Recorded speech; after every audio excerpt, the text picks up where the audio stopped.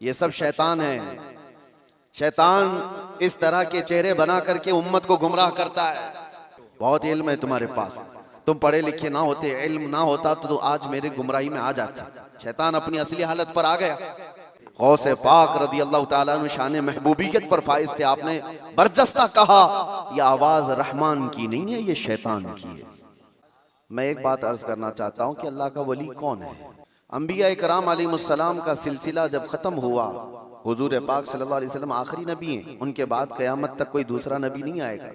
तो नबियों के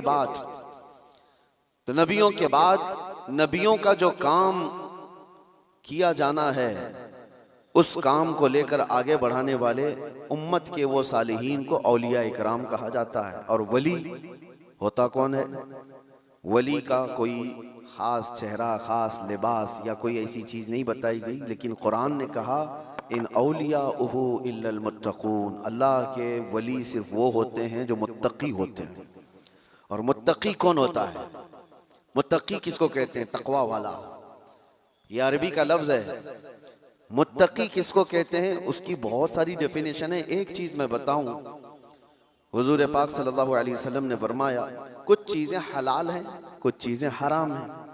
हलाल भी सबको पता है ये हलाल है, हराम भी सबको पता है ये हराम है, जो वाज़ेह है, जिसमें कोई शक नहीं। लेकिन हलाल और हराम के बीच में कुछ चीजें ऐसी हैं जिनके बारे में शक होता है कि हलाल है कि नहीं है, हराम है या नहीं।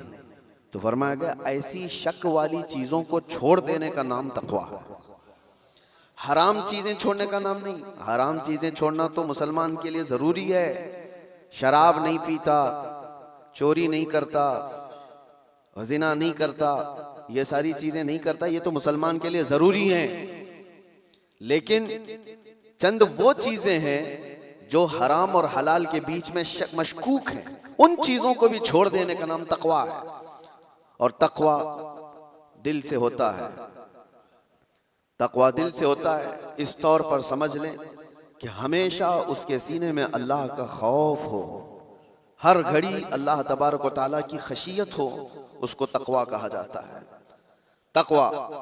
और तकवे के बगैर कोई वली नहीं होता। तकवा सबसे बड़ी चीज ये है कि तकवा कराता क्या है? ठंडियों में बिस्तर छोड़कर खड़ा हो जाता है बंदा अल्लाह की इबादत के लिए, तकवा है। रात के वक्त वो जब लोग सो रहे हों, ये रब ताला के हुजूर खड़ा हो जाता है, ये अल्लाह का खौफ उसको बिस्तरों से उठा देता है, ये तकवा है। अल्लाह का खौफ उसे ऐसी जगहों की तरफ देखने भी नहीं देता जिसको दुनिया आमतौर पर देखती है, ये तकवा है। अल्लाह का खौफ उसके सीने में, उसकी आंखें महफूज हैं, उसकी जुबान महफूज है, उसका दिल महफूज है, उसके हाथ पैर महफूज हैं गुनाहों से, ये तकवा है। और ये तकवे के साथ ही कोई अल्लाह का वली होता है। अल्लाह का वली वो नहीं कि लठ छोड़ करके रखा है बालों की, 10-10 अंगूठियां पहन के घूम रहा है और कोई भी बाबा बन करके लोगों को लूट रहा है, उसको लोग समझ लिए कि अल्लाह का वली है। अल्लाह का वली वो नहीं होता। सबसे बड़ी बात आपको मैं बताऊं, हुजूर पाक सल्लल्लाहु ताला अलैहि वसल्लम को छोड़ करके कोई अल्लाह तक पहुंच ही नहीं सकता। बखुदा खुदा का यही है दर, नहीं और कोई मफर मकर, जो वहां से हो यहीं आके हो, जो यहाँ नहीं तो वहां नहीं। बे उनके वास्ते खुदा कुछ अता करे, हाशा गलत गलत ये हवस बेबसर की है। हुजूर को छोड़ करके कोई डायरेक्ट जाने वाला रास्ता है ही नहीं, नबी पाक सल्लल्लाहु अलैहि वसल्लम। अब ये बात मैं क्यों कह रहा हूं? कुछ वो लोग जो वली बनने का दावा कर रहे हैं, ढकोसला है, जिनके यहाँ हुजूर पाक की शरीयत का कोई लिहाज नहीं। हुजूर से अगर मोहब्बत हो तो हुजूर की सुन्नत से भी मोहब्बत होगी, हुजूर से अगर मोहब्बत हो तो हुजूर की शरीयत से मोहब्बत होगी। नबी पाक सल्लल्लाहु ताला अलैहि वसल्लम के सहाबा में सिद्दीक़ अकबर से बढ़कर वली कौन है? फारूक आजम की तरह वली कौन है? उस्मान गनी की तरह अल्लाह का वली कौन है? हैदर कर्रार तो शाह विलायत हैं, वलियों के सरदार हैं। तो मुझे आप बताओ, ये सहाबा में से कभी कोई ऐसा सहाबी जो रसूलुल्लाह की इक्तिदा करने में पीछे रह गया हो, कोई नमाज कज़ा करता हो, शरीयत की धज्जियां उड़ाता हो? कोई एक भी सहाबी आपको ऐसा नहीं मिलेगा, एक भी सहाबी नहीं मिलेगा। क्योंकि सबको पता है रसूल पाक सल्लल्लाहु अलैहि वसल्लम का दरवाजा छोड़कर अल्लाह तक नहीं पहुंच सकता, कोई नहीं पहुंच सकता। अब मैं यहां पर आपको एक मिसाल दे दूं कि बगदाद में एक बार ये मशहूर हो गया कि एक अल्लाह के वली दरियाए दजला के पास आए, बहुत इबादत करते हैं, बहुत तवज्जो से। गौसे पाक का ज़माना है। सरकार गौसे पाक को जब ये खबर हुई कि एक कोई बड़े वली आए हैं दरियाए दजला के पास इबादत कर रहे हैं, तो आपने कहा अल्लाह के वलियों से मुलाकात ये अपने आप में एक इबादत है, मैं उनसे मुलाकात ज़रूर करूँगा। तो सरकार गौसे पाक भी चले गए दरियाए दजला के पास कि वो उस अल्लाह के वली से मैं मुलाकात करूँ। जब वहाँ पहुँचे तो पता चला कि वो सुबह ही वहाँ से रुखसत हो गए थे, चले गए थे। गौसे पाक से उनकी मुलाकात नहीं हो पाई, लेकिन लोगों में मशहूर था, सारे लोग देख रहे थे, वो कंटिन्यू इबादत करते थे, मुसलसल इबादत करते थे। तो गौसे पाक रदी अल्लाह तआला अन्हु जब लोगों से पूछते वो इबादत कहाँ करते थे, लोगों ने बताया जो जगह थी वो रेत पर जो है दरिया के किनारे जो रेती पड़ी हुई थी उसी पर इबादत करते थे। गौसे पाक गौर से निशानियां देखते हैं, उनके सजदों के निशान थे, उनके हाथों के पैरों के निशान थे। आपने गौर से देखने के बाद फिर कहा तुम लोग झूठे शख्स को अल्लाह का वली समझ लियो। वो कहां से अल्लाह का वली था, तुम लोग किसी को भी वली मान लेते हो। लोगों ने कहा आपने तो देखा नहीं और ऐसे ही आप कह रहे हैं, हम तो उनको मुसलसल इबादत करते हुए देख रहे थे, कोई नमाज कज़ा तो नहीं करते थे। गौसे पाक का मेयार देखें, किसको वो अल्लाह का वली समझते थे, कसौटी। सरकार गौसे पाक फरमाते तुमने देखा जरूर होगा, लेकिन मैं उनके निशाना देख रहा हूँ, सजदे में जाने के, हाथों के निशान यहाँ नजर आ रहे हैं। लोगों ने पूछा इससे क्या समझ में आया आपको? कहा देखो 10 उंगलियां रेत पर ऐसी खुली हुई पड़ी दिख रही हैं, और मेरा मानना यह है कि जब नबी पाक सल्लल्लाहु ताला अलैहि वसल्लम सजदा करते थे तो 10 उंगलियां मिली हुई होती थी। सजदे में हुजूर पाक सल्लल्लाहु अलैहि वसल्लम की उंगलियां मिली हुई होती थी, और ये शख्स जिसको तुम इबादत करता हुआ देख रहे हो उसकी उंगलियां पूरी फैली हुई हैं। जो हुजूर की सुन्नत पर अमल नहीं करता मेरे नजदीक वो वली हो नहीं सकता, वो वली नहीं हो सकता। एक सुन्नत को तर्क करने पर गौसे पाक फरमाते हैं कि मैं उसको नहीं मानता वली। अब आप अंदाजा करें, लोगों ने तो पता नहीं किसको किसको वली बना लिया है, कैसे कैसे बाबाओं के पीछे ये घूम रहे हैं।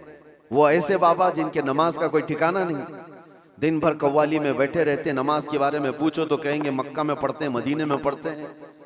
कुछ वो भी हैं जो दिल की नमाजों की बात करते हैं। ये सब शैतान है। शैतान इस तरह के चेहरे बना करके उम्मत को गुमराह करता है। हमारे इलाके में एक मुरीद साहब आए हुए थे काफी साल पहले, किसी पीर साहब के, उन्होंने कहा था कि हमारे पीर साहब की नमाज अल्लाह ने माफ कर दिया है।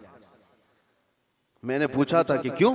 कहा इतना तकवा हो गया, इतनी इबादत किए हैं कि उनको अब ये जाहिरी नमाज की जरूरत नहीं है, वो बातिनी नमाज पढ़ते हैं। मैंने उनको एक स्प्रे मारा था, वो अभी तक आए नहीं वापस। कहा शरीयत में 4 लोगों पर नमाज माफ है, 4 लोगों पर नमाज माफ है। नाबालिग बच्चा हो तो नमाज माफ है, अभी मतलब उस पर नमाज फर्ज ही नहीं है। दूसरे पागल हो, दिमागी नहीं है तो भी नमाज माफ है। और तीसरे औरत की जो माहवारी आती हर महीने, हैज के दिनों में औरत को नमाज माफ है। चौथे बच्चे की विलादत हो जाए औरत, उसके बाद उसको निफास जो आता है वो 40 दिन तक भी हो सकता है मैक्सिमम, उतने दिन औरत को नमाज माफ है। ये 4 लोग हैं जिनको नमाज माफ है। मैंने मुरीद साहब से कहा था पीर साहब को पूछ लेना इन 4 में आप क्या हो। या तो तुम्हारा पीर नाबालिग होगा इसलिए नमाज माफ हो गई, या तो पागल होगा इसलिए माफ है, या तो फिर वो 2 कैटेगरी जो बड़ी डेंजर है। पूछ लेना। मेरे अजीजों, गौसे पाक पर नमाज माफ नहीं हुई तो ऐरे गैरे नत्थु खेरे की बात क्या है। सुल्तानुल औलिया गौसे पाक रदी अल्लाह ताला अन्हु के साथ ये हुआ था। आप नमाज पढ़ रहे थे, बादल का टुकड़ा एक साया बन करके आपके ऊपर तारी हुआ और उससे आवाज आने लगी, ऐ अब्दुल कादिर, मैंने तुझ पर सारे हराम को हलाल कर दिया है, मैंने तुझे नमाज माफ कर दी है, तूने इतनी इबादत कर डाली। और जाहिर सी बात है ये 4 दिन लोगों में बैठ करके इबादत करके ये समझ लें कि मैं बहुत किया हूँ। गौसे पाक तो वो हैं जिन्होंने 15 साल तक एक पांव पर खड़े होकर रात भर नमाज पढ़ी है, और तकरीबन 40 साल उनकी इबादत के ऐसे गुजरे हैं कि एक अंगूर के दाने से सहरी करते थे और आधे गिलास पानी से इफ्तारी कर लिया करते थे। ये गौसे पाक की इबादत और मुजाहिदात इतने सालों के बाद अगर कोई कहे उनको तो बात तो ऐसी लगती है ना कि शायद दिमाग में ये बात आ जाए, हाँ इतने सालों की इबादत हुई, बादल के टुकड़े से आवाज आए कि अब्दुल कादिर मैंने सारे हराम हलाल कर दिए तुम पर और नमाजें माफ कर दी। लेकिन वो ऐसे वैसे लोगों की सोहबत पाए हुए और मौसमी तरीकों के वली नहीं थे। गौसे पाक रदी अल्लाह ताला अन्हु शान महबूबियत पर फाइज थे। आपने बरजस्ता कहा यह आवाज रहमान की नहीं है, ये शैतान की है। जब नबी पाक सल्लल्लाहु अलैहि वसल्लम पर नमाज माफ नहीं हुई तो मैं कौन होता हूं? अल्लाह के रसूल सल्लल्लाहु अलैहि वसल्लम जो साहबे शरीयत हैं, हुजूर ने नमाज नहीं छोड़ी और वो भी आखिरी वक्त तक। जानते हो रिवायात में मौजूद है, उस वक्त रसूलुल्लाह सल्लल्लाहु अलैहि वसल्लम हुजरे से बाहर आ रहे थे जब आपकी वफात को चंद ही दिन बाकी थे। हुजूर की वफात को, हुजूर के इंतकाल को चंद दिन बाकी थे। हजरत अबू बकर सिद्दीक इमामत कर रहे थे, लेकिन उसके बावजूद रसूल पाक सल्लल्लाहु अलैहि वसल्लम सख्त अलालत के बाद हुजरे से बाहर तशरीफ लाए थे। इस हालत में कि रिवायात में मौजूद है हुजूर दो सहाबा के कंधों पर हाथ रख करके बाहर आ रहे थे, पैर जमीन पर नहीं लग रहे थे। इस कदर शिद्दत की तकलीफ के साथ भी नबी पाक सल्लल्लाहु अलैहि वसल्लम मस्जिद में तशरीफ ला रहे हैं और यहाँ मुर्ग मुसल्लम तोड़ते हुए बैठे हुए वो पीर कहते हैं कि हमारे लिए नमाज माफ है। गौसे पाक ने जब ये कहा कि ये रहमान की आवाज नहीं, ये शैतान है, मेरे लिए नमाज माफ नहीं हो सकती, तो गौसे पाक रज़ियल्लाहु ताला अन्हु पर उसने गुरूर और तकब्बुर में लाने के लिए एक दूसरा हमला किया था और कहा अब्दुल कादिर तुम बहुत पढ़े लिखे हो, बहुत इल्म है तुम्हारे पास, तुम पढ़े लिखे ना होते, इल्म ना होता तो आज मेरे गुमराही में आ जाते। शैतान अपनी असली हालत पर आ गया। कहा ठीक है तुमने मुझे पहचान लिया, लेकिन तुम बहुत पढ़े लिखे हो, तुम्हारा इल्म इतना है कि तुम बच गए। गौसे पाक ने कहा तू दूसरा हमला कर रहा है मुझ पर, मेरे इल्म ने नहीं बचाया, मुझे रब के फजल ने बचाया। यहां पर भी आदमी बहक सकता है अगर हाँ कह दिया कि हाँ मैं तो पढ़ा लिखा हूं, मैं बहुत इल्म वाला हूं। इसीलिए बहुत सारे इल्म वाले भी भस्म हो गए, इल्म वाले भी बहक गए। इल्म के साथ रब का फजल है तो फिर वो बच जाता है। मेरे अजीजों, अर्ज ये करना है कि हुजूर पाक सल्लल्लाहु अलैहि वसल्लम की शरीयत को छोड़ करके कोई वली नहीं हो सकता। गौसे पाक रज़ियल्लाहु ताला अन्हु की 11वीं करने वाले, नियाज करने वाले, सबसे मेरा एक ही कहना है और सबके लिए एक मैसेज है कि तुम्हारी 11वीं, तुम्हारे खिचड़े, तुम्हारे नियाज ये फर्ज नहीं ना ही वाजिब हैं, मुस्तहब के दर्जे में आ सकते हैं, लेकिन फज्र की नमाज से लेकर इशा की नमाज तक फर्ज ये तुम्हारे ऊपर ऐसा जरूरी है कि इस चीज के लिए कोई माफी नहीं है। एक साल तुमने देग नहीं बनाई, नियाज नहीं की, तो क़यामत के दिन नहीं पूछा जाएगा कि तुम गौसे पाक की फातिहा करते थे कि नहीं करते थे, ये सवाल नहीं होगा। लेकिन ये सवाल जरूर होगा कि फज्र में उठे क्यों नहीं, ये सवाल जरूर होगा इतनी नमाजें कज़ा क्यों हुई तुमसे।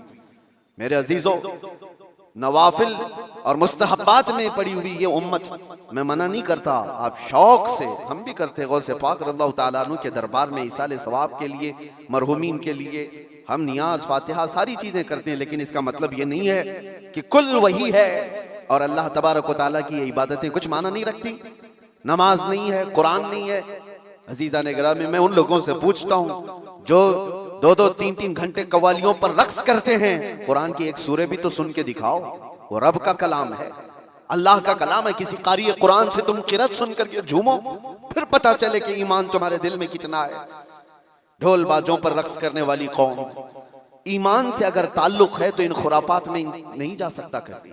ईमान मजबूत करो, औलिया कामिलीन की जमात से वाबस्ता रहना ये जरूरी है, लेकिन उसका मतलब सिर्फ ये नहीं जो बनाया गया है। हम सुन्नियों पर एक बड़ा इल्जाम ये लगाया जाता है कि ये सिर्फ चादर, गागर, जुलूस, फातिहा, नियाज, 11वीं वाले लोग हैं। मेरे अजीजों, वो एक पार्ट है। जालिमों ने जिस तरह का ये हमारे ऊपर इल्जाम लगा कर रखा है कि ये सजदे करने वाले लोग हैं, कब्र की पूजा करने वाले लोग हैं और मज़ारात औलिया पर जाकर शिर्क व बिदअत करने वाले लोग हैं, दुनिया को ये फैला करके रखा गया। हम उससे बरात का इजहार करते हैं। हम सुन्नी मज़ार को सजदा तो छोड़ो, हम रसूल को भी सजदा नहीं करते। सजदा सिर्फ और सिर्फ अल्लाह वहदहु ला शरीक के लिए है, इबादत सिर्फ अल्लाह रब्बुल इज्जत के लिए है। सजदा तो दूर की बात, झुकना भी जायज नहीं है, झुकना भी जायज नहीं है।